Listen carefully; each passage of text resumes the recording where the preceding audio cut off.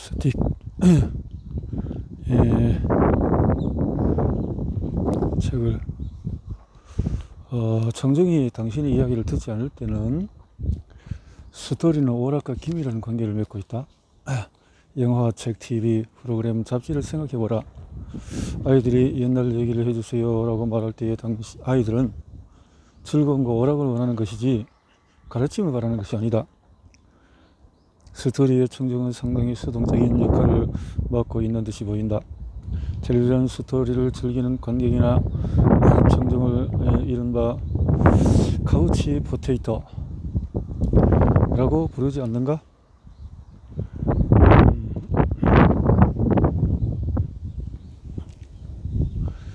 만일 스토리가 덜 직관적이 돼 보다 극적으로 펼쳐진다면 어떨까?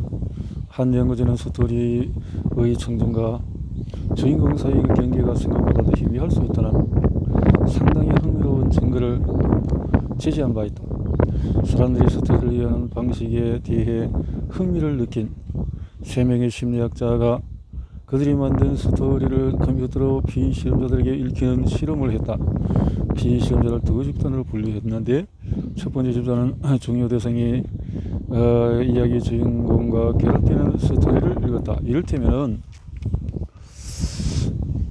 저는 조깅을 하기 전에 운동복을 입었다와 같은 형식이다.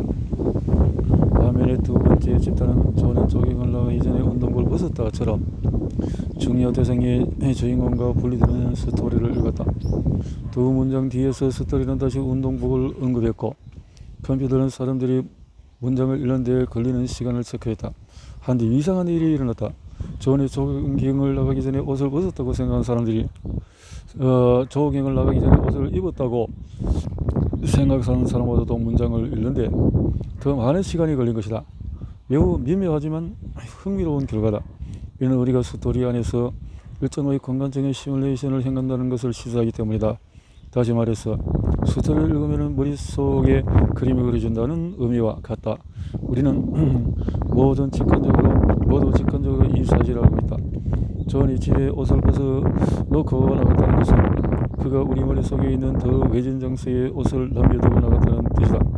만일 이것이 사실이라면 우리는 단순히 머릿속에 스크린 스토리를 그리는 것이 아니라 일종의 아날로그 방식으로 스토리에서 묘사된 공간적인 상관관계를 따라 머릿속에서 그 활동을 완벽하게 시연하는 것이다.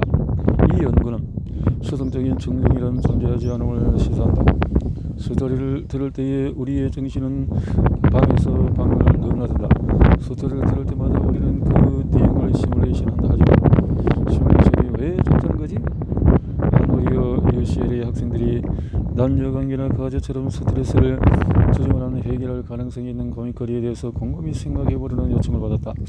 학생들은 이 실험의 목적이 문제를 효과적으로 해결하기 위해서라고 믿었으며 문제 해결과 관련한 간단한 지시를 받았다. 문제를 숙고하고 그에 관해서 더 많이 아는 것은 매우 중요한 일이다. 자신이 할 수 있는 일을 고려하고 차근차근 문제에 접근하라. 문제를 숙고하고 풀어나가는 과정은 스트레스를 감소시키고 자신의 대처 방식에 대해서 더 만족하도록 도울 것이다. 그리고 마침내 당신은 그 경험을 통해서 성장하게 된다. 이런 지시를 받은 뒤에 이 통제 집단은 집으로 돌려보내졌고 일주일 뒤에 연구진에게 보고를 하라고 지시가 주어졌다. 두 번째 집단은 사건 시뮬레이션 집단으로 연구실에 머물렀다. 그들은 문제의 진행 과정을 마음속으로 시뮬레이션하라는 지시를 받았다. 어쩌다가 이런 문제가 발생했는지 눈앞에 떠올려보기 바란다. 문제의 발단을 곰곰이 생각하고 처음 문제가 시작된 상황을 상세하게 떠올려보라. 그리고 사건이 진행된 과정을 차근차근 따라가라. 자신이 무슨 말을 했고 어떤 행동을 했는지 되새기라. 문제가 발생했을 당시의 주변 환경과 옆에 있었던 사람과 당신이 있었던 장소를 떠올리라. 사건 시뮬레이션 집단은 문제가 발생한 과정을 추적해야 했다. 컴퓨터 시스템의 버그를 감지하는 프로그램처럼 인과관계의 사실을 따라가는 이런 문제를 해결하는 데 도움이 될 것이다. 세 번째는 결과 시뮬레이션 집단으로 문제의 긍정적인 결과를 시뮬레이션 하라는 지시를 받았다. 고민거리가 해결되고 있다고 상상하라. 당신은 막 힘든 상황에서 벗어나기 시작했다. 얼마나 안심이 될지 상상해보라. 문제가 해결된 뒤 당신이 느낄 만족을 떠올려보라. 모든 문제가 해결된 뒤 뿌듯할지를 상상하라. 결과 시뮬레이션 집단은 그들이 원하는 미래의 결과에 주목했다. 이 문제가 해결되고 나면 어떻게 될까? 이런 1단계 활동을 끝낸 뒤에 두 시뮬레이션 집단은 집으로 보내졌다. 두 집단은 모두 하루에 5분씩 미와 같은 시뮬레이션 과정을 연습했으며 일주일 뒤에 연구실로 결과를 보고할 예정이었다. 자, 이제 질문 시간이다. 어떤 집단이 문제 해결 과정에 가장 적응했을까? 힌트, 어쨌든 통제 집단은 아니다. 정답은 사건 시뮬레이션 집단이다. 사건의 발생 과정을 머릿속에서 시연하는 사람들이 거의 모든 분야에서 더 좋은 결과를 얻었다. 과거 사건을 시뮬레이션하는 행위는 미래의 결과를 상상하는 것보다 훨씬 더 도움이 되었다. 사실 두 집단의 차이는 연구실에서 행한 첫 번째 단계가 끝난 뒤에 즉각적으로 나타나기 시작했다. 첫날 이후 사건 시뮬레이션 집단은 다른 두 집단에 비해서 눈에 띄게 긍정적인 심리 상태를 보였던 것이다. 일주일 뒤에 세 집단이 모두 연구실로 들어왔을 때 사건 시뮬레이션 집단의 장점은 더욱 증폭되어 있었다.